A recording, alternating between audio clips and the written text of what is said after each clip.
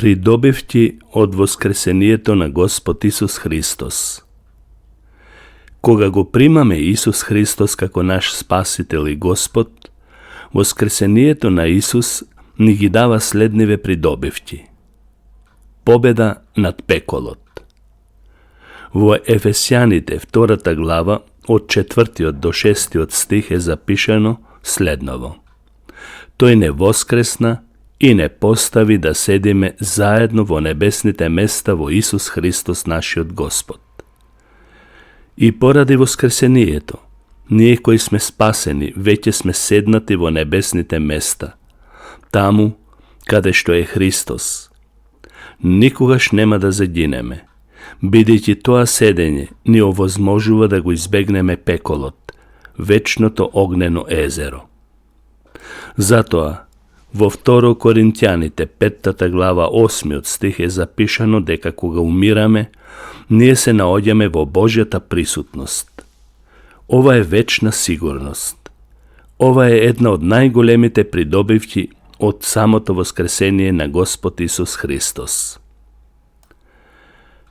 Победа над гревот. Во Римјаните 6 глава 3 до 12 стих се зборува за нашиот нов живот во Исус. Сега можеме да одиме во нов живот. Стариот живот е распнат заедно со Христос и сега живееме потполно нов живот преку силата и дејството на Светиот Дух. Ја доживуваме силата на Неговото воскресение. Кога се стремиме да го запознаеме целосно Исус, како што е запишано во Филипјаните 3 глава 10 стих, тогаш не дозволуваме гревот да владее во нашето смртно тело. Не станува збор само за борба да се отстрани гревот, туку и за замена на гревот со нешто многу подобро, со нов живот и воскреснат живот преку силата на Светиот Дух. Ова е една од придобивките од воскресението што често пати се занемарува. И имаме победа над гробот.